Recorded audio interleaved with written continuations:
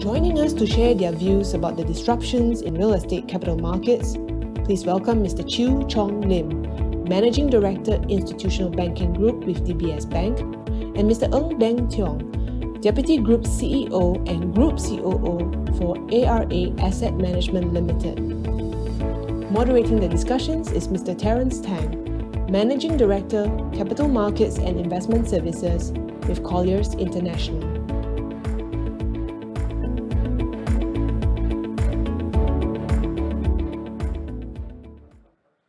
Hey, good afternoon to all of you here, everyone here, and those who tune in virtually. Thank you for being with us this afternoon, joining us here in this late afternoon. I'm Terence Tang. I'm responsible for Colliers Capital Markets and Investment Services business in Asia, covering 16 countries, working with a team of 150 capital markets experts. Now, I'm truly honored to be able to moderate this interesting session. Today's conference held by ULI Singapore is definitely can be best summarized as building on our collective resilience as we look ahead to chart our future in real estate. It's only fitting that for the closing panel discussion this afternoon, that we look at the trends that are disrupting real estate capital markets. Trends brought on by new technologies, macroeconomic forces, and structural transformation in users' demand and expectations due to the pandemic. Now, and we are fortunate to have with us two experts who are in the forefront of change to share with us their views and perspectives on this topic. I'm certain you are familiar with Mr. Ng Beng Tiong, Deputy Group CEO and COO of ARA Asset Manager. ARA is a leading global real estate investment management company. They focus on the management of real estate REITs, private real estate funds, and infrastructure funds, so-called the investor, the important investor. Now, we're also delighted that Mr. Chew Chong Lim, Managing Director and Group Head of Real Estate Institutional Banking at DBS, is here with us. DBS obviously needs no introduction. Singapore's pride, largest bank in Southeast Asia, and leading the digital transformation in financial services, the important finances. And with myself, the advisor who bridges capital with real estate, we represent almost the full spectrum of real estate capital markets. There will be opportunities for you to ask questions at the end of this conversation. I'll be setting aside 10 to 15 minutes. Now, so without further delay, I will get started with an interesting topic around disruptions to capital funding. Now, tokenization of real estate. I think all of us have been hearing this word recently. Utilizing blockchain, a form of digital ledgers technology, real estate capital markets are definitely being disrupted in the way funding can be done. Now, maybe I direct this question to BT. Now, how do you think tokenizing real estate will change the way fundraising for real estate investments? Will it open up to a wider pool of investors, and in particular, retail investors? BT, appreciate you can share your view. Thank you. Thanks for inviting me. Well, the short answer is yes. The democratization of real estate investing is here to stay, right? The train has left the station. Now, if you look at what tokenization and the technology offer us today, is extremely exciting. In the past, when it comes to real estate investing, it's institutional investors, property developers investing in real estate, and these are big ticket items. Very long duration investing with a lot of operational expertise required. But what tokenization or DLT, if you call it, has brought us is something really new. Now, real estate ownership can now be fractionalized. And on the other hand, on the investor part, we can reduce investment in real estate to bite-sized investments. And in between, if you have a digital exchange, you can reduce the friction in real estate transaction. And with all this put together, it gives us the ability to offer a very wide range of real estate investment products. Imagine if you invest in a property company or a REIT, you are forced to invest in an entire portfolio. But with tokenization, you could actually invest in a single property, whether it's a building, a strata unit, or something even smaller. And you can break that down into investment unit size of, call it $50, $100. And that is extremely powerful. And with a digital platform, what it also means is that you're providing secondary market liquidity, and you are providing a borderless investment and trading platform. And lastly, if you take just a real estate, a building, you could offer a wide range of investment products out of a single building, right? In a typical real estate investment, you have many layers in the capital stack. From the equity to the mezz to the senior lenders, you can break down each layer into tokens and offer each layer to different investors with different risk investment profile. So that is a very quick summary of what technology is offering us today, and we are very, very excited about this. Yeah. Well, interesting views coming from someone who is the owner of one of the earliest REITs in Singapore, is the Suntec City REIT. Now, maybe I turn to Chong Lim. Any views on that? I agree with Beng Tiong, BT. I think the train has left the station. It's very exciting for us. And Beng Tiong has also touched on strata title just now, as well as REIT, right? A key part of tokenization is actually fractionalization. And I think both strata title as well as REIT has shown us early examples of how fractionalization has taken place, right? So let's take strata title units, for example. Okay, that was the first time, I think that allowed investors who can't invest big capital investments into buildings to have strata floors, okay? But that has also shown over the years, especially when it comes to major A&A, as well as decisions on collective sale or en bloc, situations do arise. So you need to have some framework or governance over that, right? Whereas REIT has shown us that with the right framework to protect the investor interest, okay, that has done very well, right? It has resolved a lot of the issues that strata titles have not managed to, okay? But this tokenization has taken this to a whole new level, like BT said. To me, this tokenization actually has cost efficiency, right?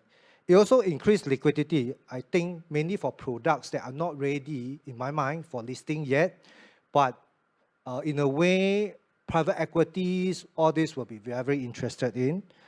The third point is there's instant settlement on the digital exchange. Okay, that is another advantage of this tokenization. I think I'll leave it as that. Thank you, Chong Lim. Now, BT, I understand you done a lot of research on this. So I'm sure you have looked into like crowdfunding. So crowdfunding has a much earlier start before blockchain, before tokenization of real estate. So do you think they have been successful, and what's your view on crowdfunding? Right. Before I comment on crowdfunding in Singapore, I'd like to draw the lesson on crowdfunding in China. Well, several years back, say about 5 to 6 years back, crowdfunding, and they call it P2P, lending in China was very popular for several reasons. First, there was so much liquidity in the retail market, and there's a lack of investment opportunities. So crowdfunding or P2P became very popular. A lot of money was raised, and a large part of this money went into real estate investing. Well, then when the party was near the end, troubles started, the regulators stepped in. But what that showed was that there was a demand for real estate investment, raising money from the mass market. So in Singapore, crowdfunding started several years back, but Singapore is quite a different market. in a good way, because we have a good regulatory system, we have good banks, and there's a lot of investment products available to the individuals. But the market is rather small. So crowdfunding in the past few years has been very much confined to, say, call it SME lending. Given the small market size and given how friendly banks like DBS are, that market has not developed to a large scale. So but we believe that there's a lot of potential. So last year, ARA invested in a crowdfunding platform called Mintrust, and they've been lending to SMEs and individuals. What we wanted to do is a proof of concept. We introduced real estate products through the Mintrust platform. So far, we have launched 4 products, totaling in value of, say, about 50 million. And these products were very successful. And we opened up real estate product investing to men in the street. They can invest as little as $50. And some of these products, when we launched them, and we always do it at 5:55 p.m., some of them were sold in a matter of minutes, and the fastest went off in less than 2 minutes. It simply demonstrated that there was a demand if the product is well designed, is offered by a good sponsor, there is demand. And to validate this concept, we commissioned a study in the crowdfunding, in real estate, in various ASEAN countries. So before the study, we thought, hey, Singapore market is just too small for this concept to work. But it turned out that Singapore is the best market amongst the ASEAN countries. Despite the small population size, in terms of the investors, the educated investors, the investors with the money to invest in online investment products, Singapore is the place. So we're very excited because if we get it right in Singapore and through a digital platform, we can easily allow investors from the region or even further afield to invest in our products through this digital platform. So, well, we think the market potential is there, and if we get the formula right, this is going to be very scalable. So, BT, what drives these investors to subscribe to this crowdfunding? Is it returns, reputation of the sponsor, or the assets, or the opportunity? Right. Okay, we broke down the investor market into several segments. Of course, there's the high net worth individuals, down to those who are in school, right, in college, who have got spare money. You have the millennials, the Gen Z. And these are digital natives who love to explore investing in their own ways. We've spoken with some of them, and they're quite happy to put aside pocket money to invest in whether it's SME loans or consumer loans or real estate products. It's partly experimentation, it's partly learning online investing, partly to make money. So it's a combination of reason. And for those well, people like you who are very rich, you probably rely on your private bankers, but there is a huge population segment out there. We call it Henrys or digital natives, who are quite happy to take control of their own investment destiny, and a digital platform is ideal for them to try. You reminded me of my 18-year-old son. A few days ago, he got all his ampao money, and we said we just put in the bank. And then he came to me and said, "Look, Daddy, I found this app where I can put in $1,000, and they promised that he will give me 5% return, which is much better than putting DBS Bank, getting 2% return." So I said, are you sure? No, no, no. So it's, the parents were so paranoid about, oh, are you sure it's not a scam? And after all the chat, well, it was a genuine thing. And he actually put his money in, and I was looking at whether or not I should put my money in as well. But anyway, these are some of these newbies things that we're all learning every day. Now, Chong Lim, so from your perspective, you think crowdfunding, tokenization will overtake some of this traditional funding? How do you view that? Thanks, Terence. Before I answer that question, perhaps I also talk a bit about what BT said earlier. I think democratization of data would have to go hand in hand to educate the investors, right, when it comes to tokenization and crowdfunding. I think a lot of the issues happen, the problems, say, in China that BT mentioned. When that happened, the question was always, who did the due diligence? Okay, were there enough disclosure, enough information or data that was available to help investors make those decisions? Right? I think that has to be, that has to go hand in hand with what we are talking about today, right? So I will explore that later in a separate topic. But to your question, I'm from the traditional capital provider. So pardon me if I'm biased in this answer, right? I believe the traditional players, given their time-tested infrastructure, will still play a pivotal role, a key role going forward, right? However, that doesn't mean we are resting on our laurels and not doing anything about it. We have to be part of the ecosystem and understand what is going on, all right? And I think I won't say as a response, we in DBS, we set up this DBS Digital Exchange, right? It's an integrated platform that tokenizes trades as well as custodize security, the tokens, the digital tokens. What that means is that earlier Bing Chong talked about being able to trade in the secondary market and all this. We try to address all these issues, right? Or at least most of these issues. First and foremost, the financial assets will be custodized with DBS Bank. I think we are a reputable player in this market, right, and trustworthy. It will be on a regulated platform, regulated by MAS. That should give investors confidence. Third, while it's still exploratory, we can always explore with reputable fund managers like ARA, right, on tokenization of real estate assets to ensure that due diligence as well as management standards are met. Right?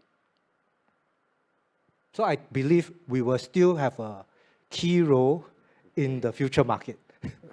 Terence, if you don't mind, I'd Yes, like to please. chime in on the points, right? I think crowdfunding will complement or supplement the traditional methods of real estate investing. There are certain characteristics of real estate investing that will not change for a long, long time. So crowdfunding will take time to catch up. And if you look at real estate investing, as I mentioned earlier, these are big ticket items. It's very long duration investing. And the people who invest in real estate are the professionals looking for professional money, whereas the retail investors in the crowdfunding, their money is emotional money, right? It's their personal money, right? If you lose $1,000 of your own money, it hurts a lot. And based on experience, there is an expectation gap. Right, the retail investors are looking at short duration investing. And we also did a poll. Typically, they love 3 to 6 months. But you know, real estate investing can be 10 years or forever, right? And also, they expect low risk. But yet, they expect high returns, right? You're a professional in this field. Where can you find investing that's low risk and high returns and short duration? It's extremely difficult. So there is an expectation gap, but crowdfunding will eventually succeed if we can close the gap. Yeah. So what do you think, Chong Lim, maybe over to you, what do you think will be the key element for fintechs to be able to disrupt this traditional funding? Earlier, I spoke about democratization of data. I think that's one key aspect in my mind. Okay, if we can use technology to synthesize all the data that's available related to real estate assets and distill it into intuitive information to facilitate investor decision. In my mind, that would be key. One of the key areas this company should tackle, right? The second part will be corporate finance experience. I think that can be easily be overcome. We have seen some companies, the fintechs, working with boutique corporate finance houses to bring that to the platform. So the first point about data democratization is key to me. Okay, thank you, Chong Lim. BT, anything to add before I move away from this topic? Yeah, it's my favorite topic, so I must say something. Okay, you can go on for the next half hour. Okay, we can never underestimate the power of the retail investors. A very good example, which I'm sure most of you are aware, is GameStop. GameStop,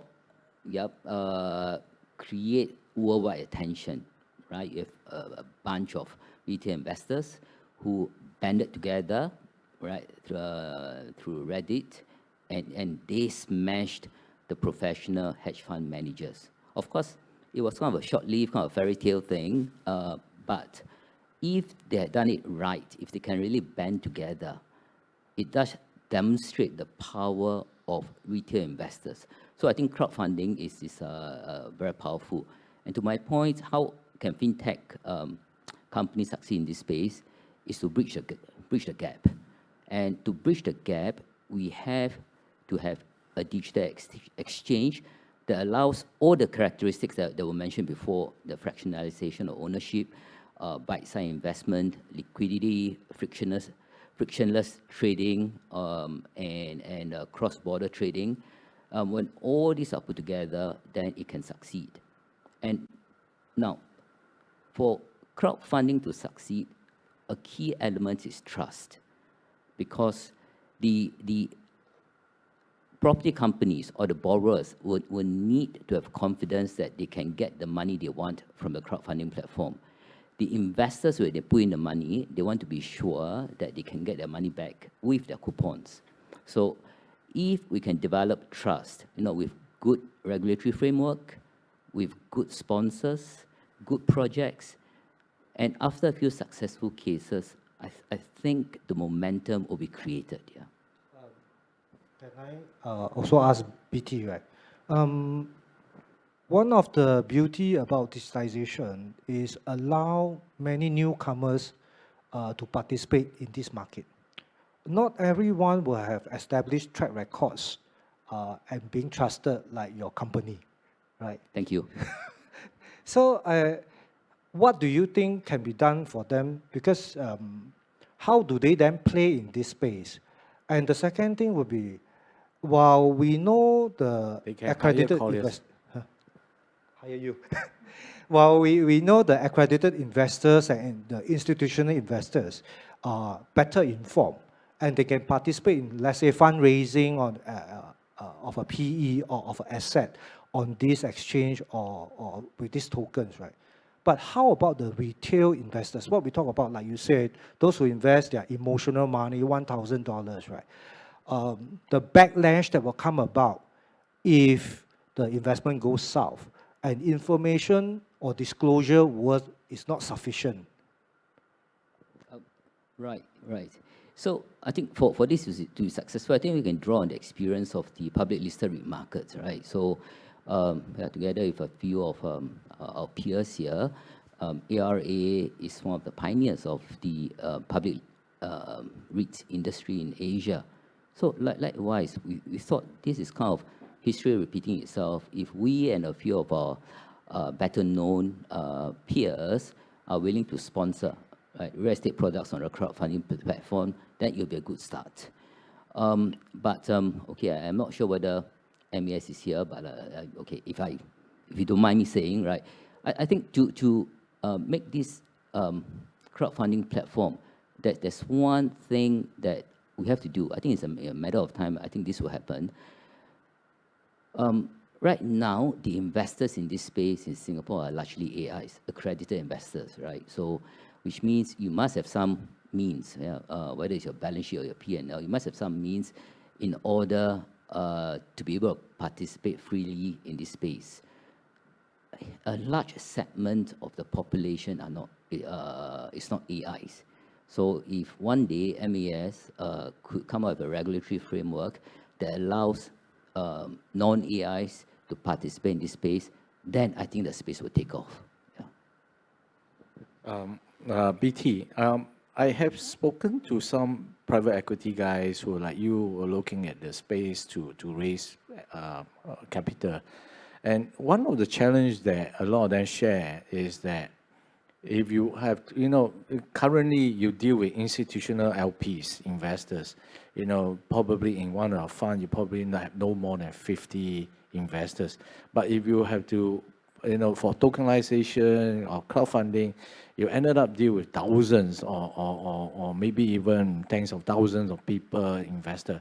How do you manage this process? You're having so many bosses, like so-called. Right, so that's where technology plays a part. Now, a lot of things we're doing now is made possible because of technology.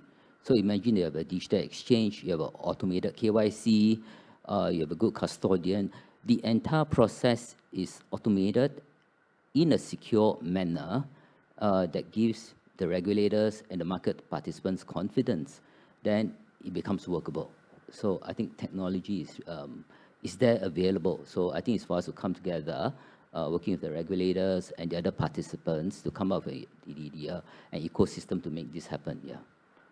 Okay, thank you. That's fair. Now let's move on to fairly related topic, which is PropTech. Not only just blockchain or digitalization. Given that there's so much capital or investment being made into the PropTech space, so in general terms, maybe just the gentlemen, both of you can share what do you think about its effects and do they help you in your investment decision, operating decision, and as well as financing decision? Maybe Chong Lim, you want to help in that? Share your views. Sure. I think real estate has always been an alternative investment asset class. And the reason for being that is it's not quite transparent and has imperfect information. And when you want to trade, right, typically it's bulky, right? Now, if real estate data can be captured and synthesized in a useful way, okay, it can potentially help us make much better decisions. I think one of the things the PropTech can do is to do data capture along the real estate asset chain much better. This will help disintermediate and bring about more transparency and liquidity. Right.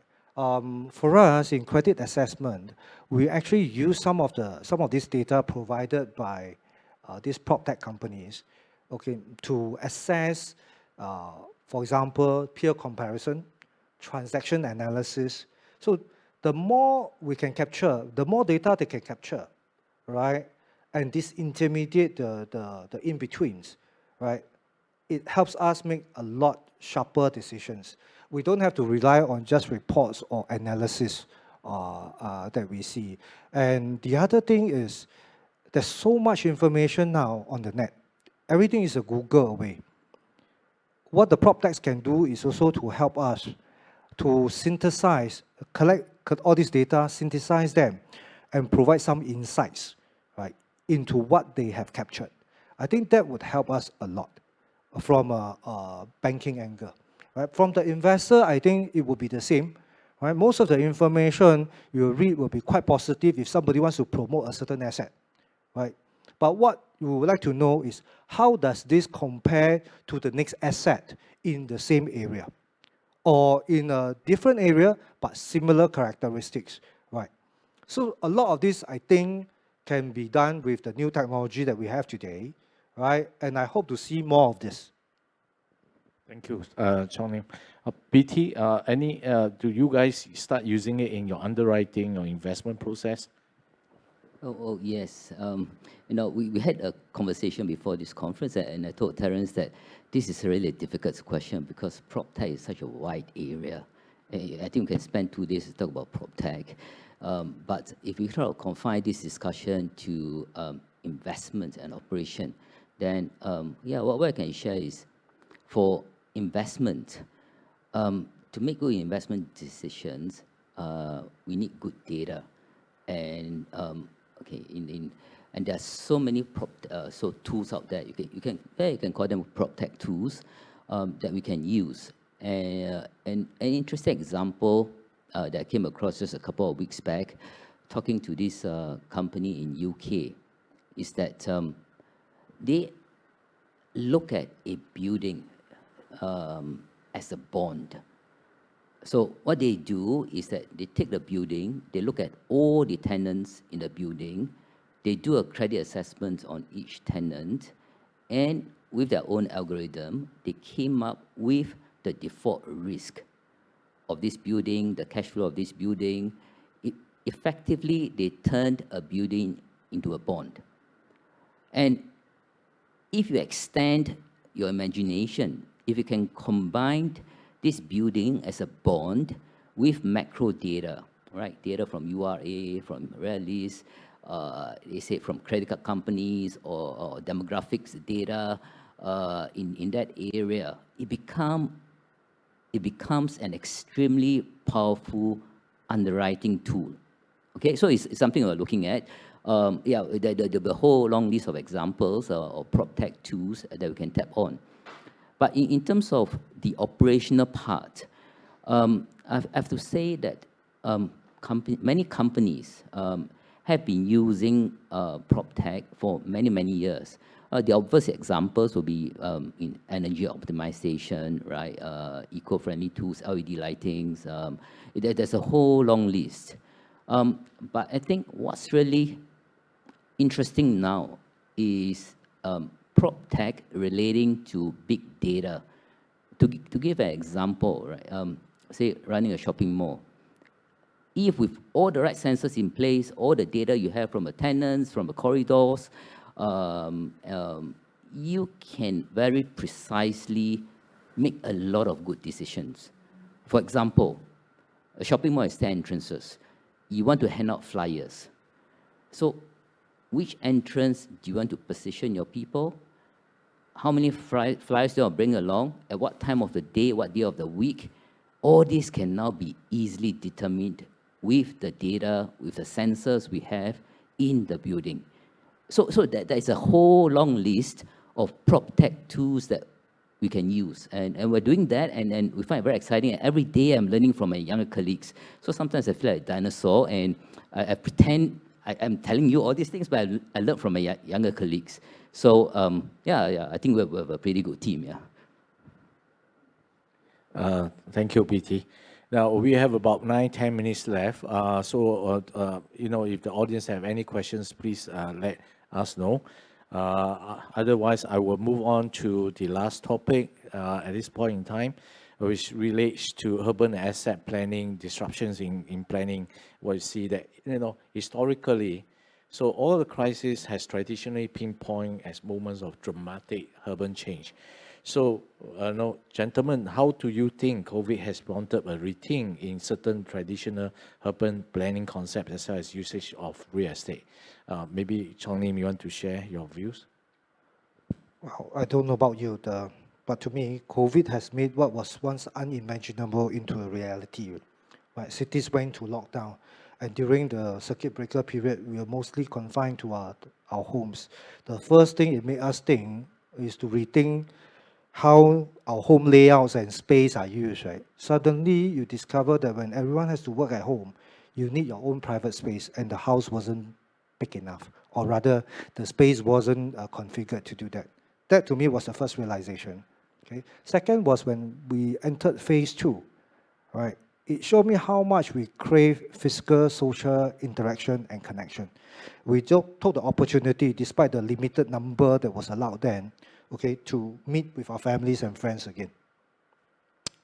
So the other thing was, while the advancement in technology allowed us to do video calls and long-distance meetings, they just were unable to replace the physical social interaction that we need, right, to do many things. For example, to co-create, to brainstorm and things like that. It's just, to me, it feels so different to do it on a Zoom, right?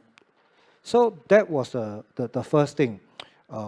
The question now to me is, how do we then connect within the scope of safe distancing measures?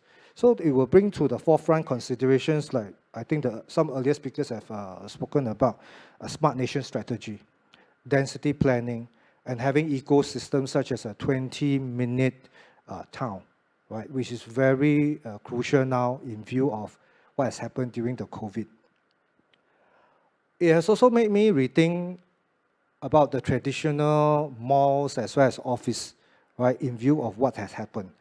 On the retail mall side, for example, why do we still go to malls when we can get most of what we want online? So much has been said about how e-commerce will eat physical retail mall for lunch. I'm sure Beng Tiong has heard many about this, right? But yet we still go to the malls. So on this topic, last year during the COVID, we actually explored this together with some landlords and tenants. And in October 2020, we released a video on future of retail. Right? The conclusion, if I may say conclusion, actually is evolving, then was that both e-commerce and physical retail complements each other, as different platforms are required for different products. The experience, the touch and feel, and the sense of community still matters. Right? And in addition, like some landlords and tenants said in the video, that economics of e-commerce, if you include delivery and return costs, may not work for all retail goods. The second thing we found out was retail mall will always remain a hub for social activities, and placemaking is key to ensure that the mall remains a special place for everyone to come together to bond. So on this, we actually expect the dominant malls in Singapore to continue to do well. Right? The content and the use of space will be key to attract the right tenants and the consumers. You need to create an ecosystem, right, to get these people to come back and make the physical retail mall part of their lives, right? So that was what we found on the retail mall front. On the office part, okay, the question was also, if we can all work from home all the time, given the technology that we have today, and it will only get better, why do we need office? Right? I think the intuitive answer is our need for interaction, culture, and mentorship. We have looked at this in a way, the questions will always be, if I'm not in office, will I be forgotten by my bosses, right? If I'm not in office, the fear of missing out will also be there. All this coffee time, water point time, does it deprive me or reduce my chance of being noticed in the group, right? So that was the first thing. That was for interaction. Then the second thing, I think the future workspace will be crafted and designed around the type of work you do rather than headcount. That may not mean good news for developers or building owners. It may mean less space, right? But I think it's a good thing it may not, while we say it may need less space, but at the same time with safe distancing, the space reduction may not be that severe. The answer is still out there. But we believe that most of the space will be created and curated around the roles that you have. But on this, why we still don't have how should I put it? We would like to explore this further, and we are coming out with another video, right, incorporating the views of landlords and tenants before we can conclude on what is likely to happen. Thank you, Chonim. Thanks for sharing DBS view. Just for your information, I know my wife when we were working in the same company, so the interaction did help a lot. That's where I, found my lifetime partner. Anyway, okay, I have one question here on the screen. Interesting question. Given that we have 2-3 minutes to go, I will just address this question that on underwriting and financing real estate assets that are not in distress, that's at full value, if there's little upside in in asset enhancement and uplift of future renter, and with very tight cap rates at present, how do managers convince your IC, your credit committees of meeting expectations? It's like trying to get me to sell a property that is above valuation. So BT, maybe you want to start off with that? Yeah, use the right broker, yeah, like Colliers, yeah. Yes. Okay, now, sure. Okay, this question is so loaded, but I'd rather answer in a different way. This is the best time to buy. Okay, I want to be a bit contrarian, right? COVID-19 is the best time to buy. And you look at the macro trends.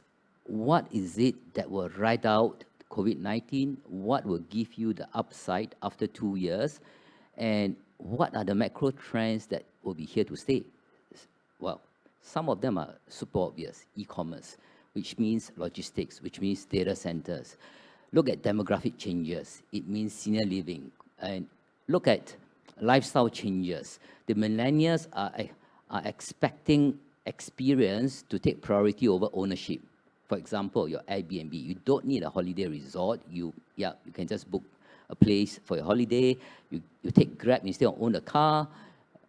So in terms of the living space, the co-living is becoming popular.